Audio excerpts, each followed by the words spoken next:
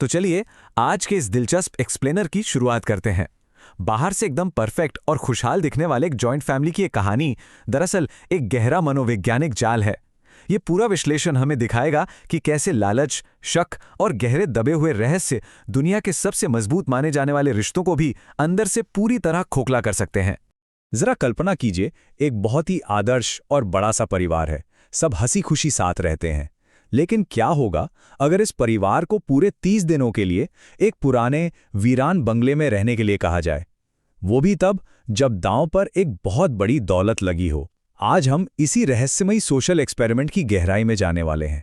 हम देखेंगे कि कैसे एक मामूली सी दिखने वाली रियल एस्टेट की शर्त एक प्रेशर कुकर की तरह काम करती है और इंसानी दिमाग के सबसे डार्क कोनों को बाहर ले आती है।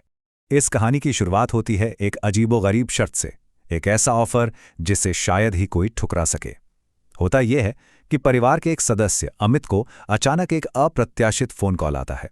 सालों से वीरान पड़े गांव के एक पुराने बंगले के लिए अचानक एक बहुत बड़ा खरीदार मिल गया था। लेकिन बात इतनी सीधी नहीं थी। उस खरीदार ने एक बड़ी ही अजीब शर्त रखती थी। ये शर्त सुनने में जितनी आसान थी, असल में उतनी ही खतरनाक। खरीदार का प्लान 3 आसान कदमों में बटा था। पहला कदम, पूरे परिवार को उस गांव के पुराने बंगले में शिफ्ट होना पड़ेगा।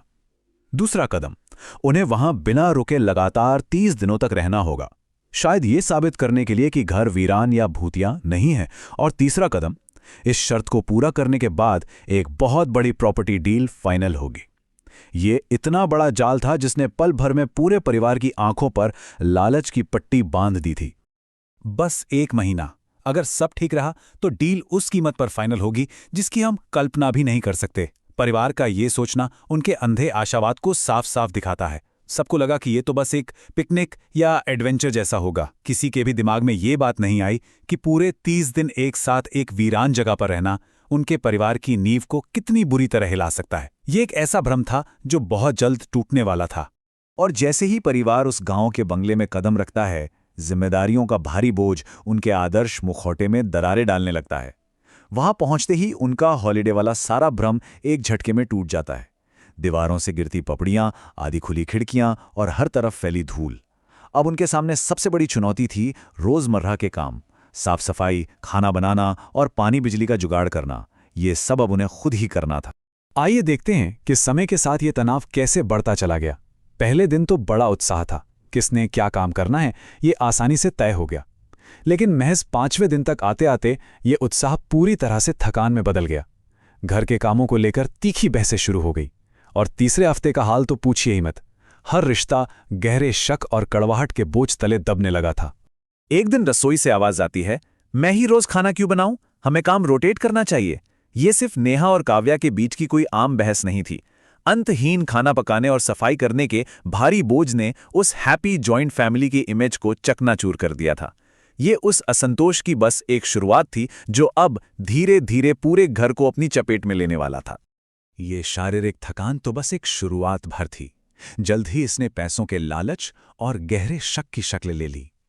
परिवार के सदस्य एक ही छत के नीचे तो थे, लेकिन अब उनके बीच एक अदृश्य रेखा खिंच चुकी थी। कोई भी एक दूसरे से खुलकर बात नहीं कर रहा था, लेकिन हर किसी के दिमाग में बस वो आने वाला पैसा ही घूम रहा था। लालच किस कदर हावी हो रहा था, इसे अमित और रोहन के बिगड़ते रिश्तों से समझा जा सकता है। एक कहावत है ना, अगर बात पैसों की हो तो कोई अपना नहीं होता। जब अमित छुप छुप कर फोन पर डीलर से बात करने लगा तो रोहन को ये लगने लगा कि उसका बड़ा भाई उसे इस डील से बाहर करना चाहता है। खून के रिश्तों के बीच अब पैसा एक बहुत बड़ी दीवार बनकर खड़ा हो गया था। और ये कड़वाहट सिर्फ भाइयों तक ही सीमित नहीं थी।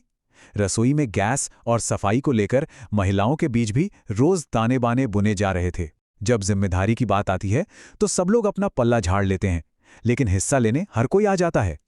ये एक लाइन उस गहरी नाराजगी को साफ दिखाती है जो सबके मन में पनप रही थी। हर किसी को यही लग रहा था कि मेहनत सिर्फ वो कर रहा है और बाकी सब मुफ्त में उस बड़ी रकम का हिस्सा लेना चाहते हैं। तो कुल मिलाकर बात ये थी कि हर किसी ने एक दूसरे पर से भरोसा पूरी तरह खो दिया था। डीलर के साथ वो सीक्रेट फोन कॉल्स, बंद दरवाजों के पीछे की फुसफुसाहट, पैसों को लेकर एक दूसरे पर इल्जाम लगाना और घर के छोटे छोटे कामों को करने से साफ मना कर देना। इन सब ने परिवार के सदस्यों को एक दूसरे का दुश्मन बना दिया था, जो बस एक ही इनाम के लिए आपस में लड़ रहे थे। लेकिन तभी कहानी में एक बहुत ही डार्क और ऐतिहासिक मोड़ आता है। घर के बाहर एक गुमनाम चिट्ठी मिलती है। इस चिट्ठी में परिवार को निर्देश दिया गया था कि वे एक पुराने बंद कमरे का ताला खोलें, और इस एक रहस्यमयी घटना ने हमारे इस एक्सप्लेनर की पूरी दिशा ही बदल कर रख दी। जब वो बंद कमरा खोला गया तो अंदर से दादी की एक पुरानी डायरी मिली। लेकिन हैरानी की बात यह थी कि इस डायरी को देखते ही घर के बड़े बुजुर्गों के चेहरे पीले पड़ गए। पूरे घर में एक अजीब सा खौफनाक सन्नाटा छा गया। कोई भी उस डायरी के पन्ने पलटने की या उसे पढ़ने की हिम्मत तक नहीं जुटा पा रहा था। सोचने वाली बात है ना? आखिर एक साधारण सी डायरी को खोलने से घर के बड़े इतने खौफजदा क्यों थे? वो ऐसा क्या था जिसे छिपाने की कोशिश की जा रही थी? ये डायरी महज कागज के कुछ पन्ने नहीं थी, बल्कि ये पिछली पीढ़ी के उन अनकहे पापों की तरफ इशारा कर रही थी जिनका सामना करने से वे कतरा रहे थे। और फिर तनाव अपनी चरम सीमा पर तब पहुंच जाता है जब एक दूसरा लिफाफा आता है। इस लिफाफे में दादा दादी की एक पुरानी तस्वीर थी और उसके साथ लिखा था एक रहस्यमयी संदेश, अब तुम समझोगे। इस एक लाइन ने युवा पीढ़ी को मजबूर कर दिया कि वो अपने बड़ों से उस काले इतिहास का सच उगलवाएं जो अब तक एक राज बना हुआ था। और यहां से हम पहुंचते हैं इस कहानी के सबसे चौंकाने वाले हिस्से पर, एक कड़वा और सच्चा सबक, कर्म का दर्पण।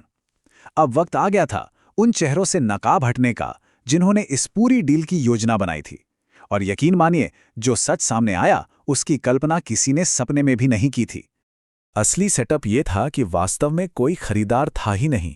वो 30 दिन की शर्त, वो करोड़ों की डील, अनजान चिट्ठियां, सब कुछ एक झूठ था। ये पूरा प्रपंच परिवार की युवा पीढ़ी यानी उनके अपने ही बच्चों ने रचा था। ये एक मनोवैज्ञानिक जाल था जिसे उन्होंने अपने ही माता पिता के असली चेहरे और उनके लालच को बेनकाब करने के लिए बनाया था।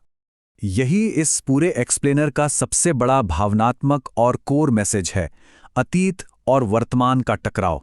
अतीत में इन्हीं माता पिता ने सारी संपत्ति अपने नाम करवा ली थी और दादा दादी को इसी बंगले में अकेले तड़पने के लिए छोड़ दिया था। और आज वर्तमान में उनके बच्चों ने उन्हें उनके लालच और पाखंड का आईना दिखाने के लिए ठीक उसी बंगले में अलग थलग कर दिया। ये बिल्कुल वैसा ही था जैसा उन्होंने खुद अपने माता पिता के साथ किया था। बच्चों ने जो कहा वो बहुत ही शक्तिशाली था। हम आपको सजा नहीं दे रहे हैं, हम बस आपको वही महसूस करा रहे हैं जो आपने उन्हें महसूस कराया था जब आपने उनका भरोसा तोड़ा था। इस एक लाइन में कर्म का पूरा सिद्धांत छिपा है। बच्चे नफरत से नहीं भरे थे, बल्कि वो अपने माता पिता को उसी दर्द का एहसास कराना चाहते थे जो उन्होंने कभी अपने माता पिता को दिया था। अगर हम इस पूरे घटनाक्रम को देखें तो भ्रम और वास्तविकता के बीच का अंतर बहुत साफ नजर आता है। परिवार का भ्रम था कि उन्हें अपार धन मिलेगा, जीवन आसान हो जाएगा और वे हमेशा एकजुट रहेंगे।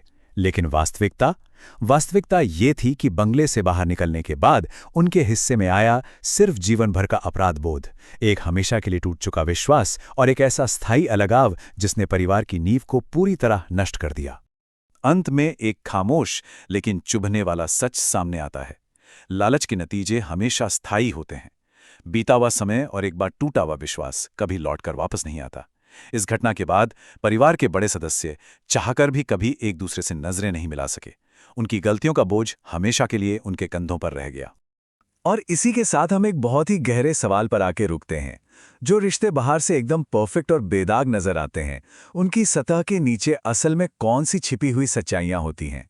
और क्या होता है जब आखिरकार कर्म का वो आईना हमारे ठीक सामने लाकर रख दिया जाता है?